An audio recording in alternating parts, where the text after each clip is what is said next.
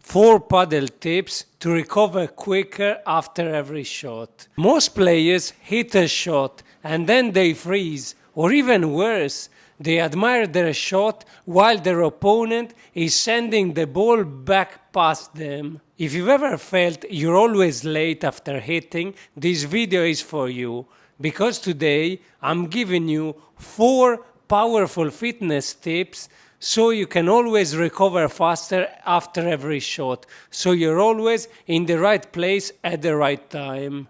I'm Marco, strength and conditioning coach for padel players. I've worked with athletes at different levels. And let me tell you, the difference between a good player and a dangerous one always comes down to this: how fast they can recover after hitting a shot. We're going to cover positioning, movement mechanics, balance and reactivity, but also how to train them, so your recovery will be automatic. And if you feel you need a plan to change the way you move on court through plyometrics, reaction drills and so on, send me a direct message on WhatsApp. You have my number in the description below. I create custom programs for padel players based on the single athlete's level and schedule. But now let's move to tip number 1. The first mistake I see in 90% of amateur players is that they don't know where to recover. They drift aimlessly back to the center, or even worse, they just stand where they finished the shot. But padel isn't about being in the absolute middle. It's about being in the right middle, depending on your partner, on your position and where you send the ball. For example, if you hit a bandeja from the left side, your recovery spot is slightly left. Balance with your partner. Think of it as 2 players sharing a home base. Now, this is not just tactical, it's physical. If you don't have the fitness to repeat this 30, 40, 50 times a match, you will start just standing still. That's why you need to start training your conditioning. Shuttle runs and cone drills are perfect. 10-15 seconds of fast recoveries between 15 to 30 seconds of rest, repeated for sets. That conditions your legs and lungs to reset automatically, so recovering to the right spot isn't tiring, it's second nature. Tip number 2 is use the crossover step. Once you've learned where to recover, now the question is how. I see so many amateur players wasting a ton of time with endless little shuffles.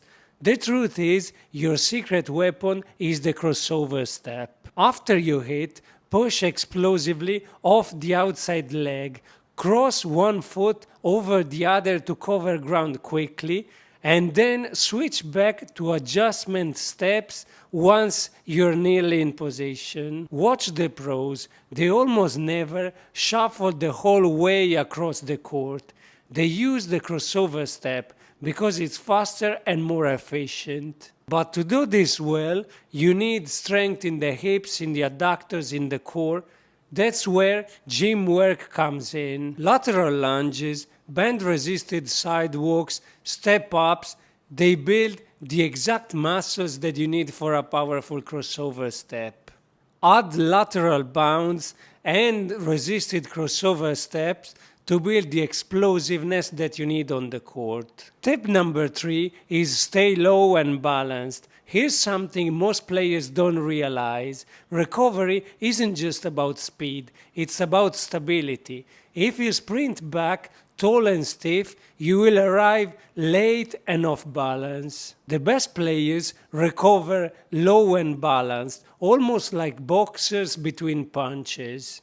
That means bent knees, weight on the balls of your feet, arms free for balance and head steady. If your head is bouncing up and down when you move, you're too upright. To train this, focus on single leg strength and stability. Use Bulgarian split squats, step ups, single leg hops to train your body to stay low and balanced. Add core stability drills like anti-rotational exercises, and you'll be able to hit, move and recover without ever losing balance. Tip number 4 is anticipate and don't ball watch. This tip is mental as much as physical. Most players admire their shots or even watch the ball's flight while their opponent are already preparing the counter. Recovery begins the moment your racket finishes the swing, not when the ball lands. That means shifting your eyes straight from the ball to your opponent, reading their body language and starting your recovery step before they even hit the ball. Anticipation saves steps, and fewer steps mean less fatigue. And yes, you can train this off court. Use reactive drills.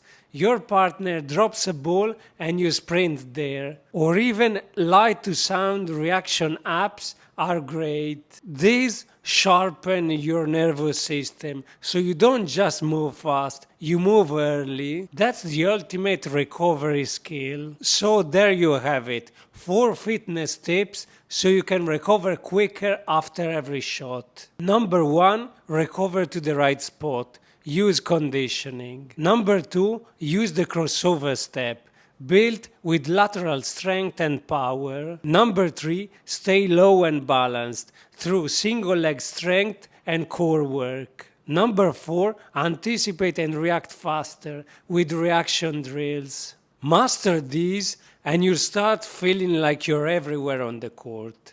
If you're ready to stop guessing and start training for real, send me a direct message on WhatsApp. You have my number in the description below, so we can build a proper training plan for your schedule and your level. If you found this useful, hit like and subscribe. I have plenty more fitness and movement tips for padel players. Don't just hit the ball. Recover like a pro and you'll dominate the court. Just go down slowly and then you go up as in a squat, but then you go on your toes. So the idea is, imagine that at the beginning, of course, we do it not so fast, but imagine that you just squat down and then you go up and you do like if you were sprinting. So you were starting for a sprint. So from this position, you go up a little bit fast and you go on your toes. And let's do 8 repetitions for this first set. Exactly, you go down like this and then like this. Exactly, no, like this is good for now. Then we will see